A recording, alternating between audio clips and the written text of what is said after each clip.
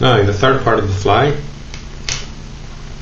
first stage is we're going to put on some jungle cock, and it's important to try to make sure that the jungle cock feathers are the same size.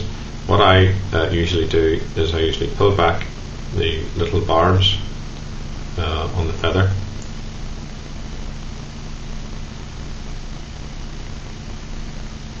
and I remove that, usually using a pair of scissors, because I find if you try to pull the fibres off, quite often the stalk will disintegrate.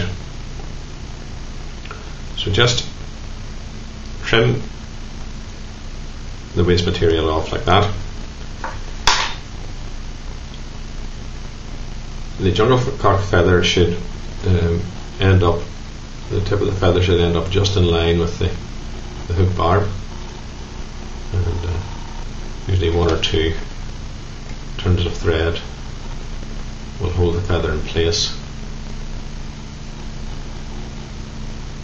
until we get the second one in.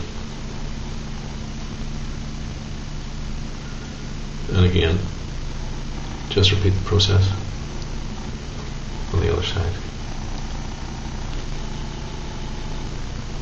Sometimes I use a pair of tweezers just to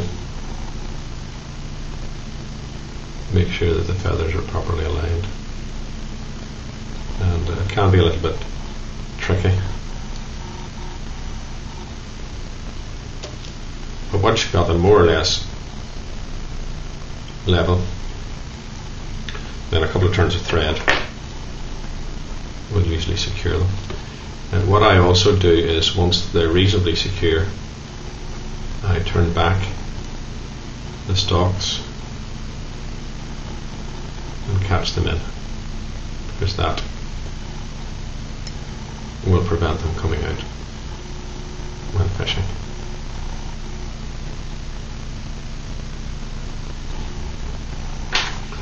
And once I've done that, I just trim off the waste.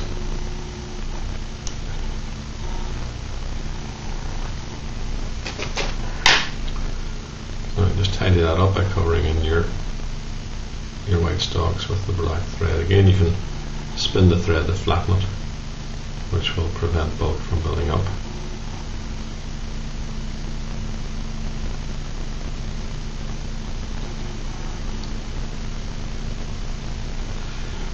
And then, just in the same way as we did with the middle hackle, we put on the front hackle. I have already folded this hackle.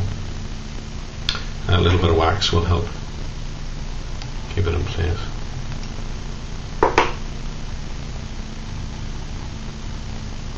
Just tie it in underneath. Pardon, tie it in on top, actually facing away from yourself. That means the first turn or two will usually go on the right way.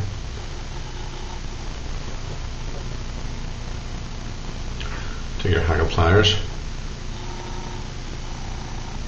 and again just try and keep the feathers, the barbs rather, turned back. I have selected this particular feather on the basis that once I get the turns in place, the tips of the barbs should be level or thereabouts with the hook point. Again, this is a silver badger hackle,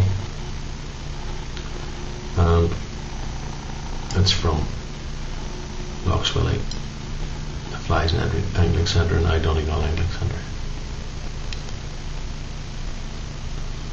A couple of turns of thread, and then bring the thread up underneath and tie the hackle in place.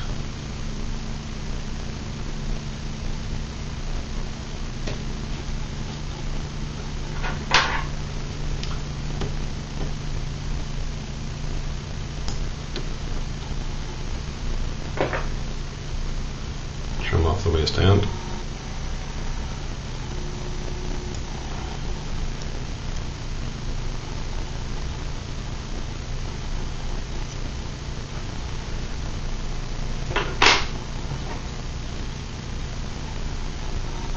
wee bit of a comb.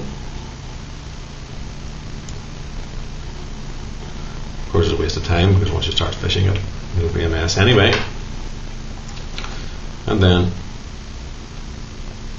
just finish off with a nice neat head.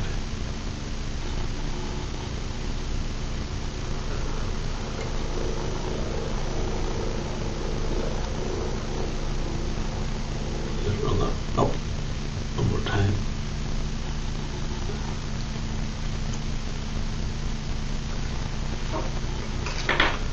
And using your whip finish tool, or you can do it by hand. Usually 5 turns is enough. Slide that off. Pull it tight.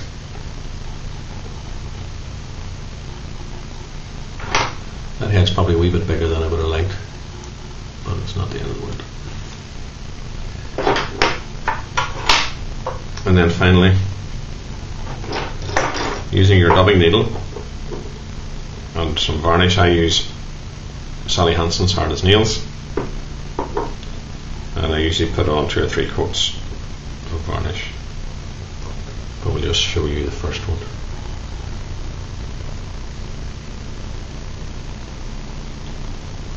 Just apply the varnish with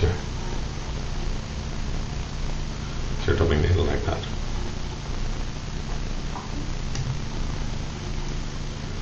So that's how to do an Irish shrimp fly. This one happens to be a Bann Special. It's a fly that I am rarely without. As a point fly throughout the year in various sizes, and I would take most of the fish that I get on this or a very similar fly called the Glenby shrimp.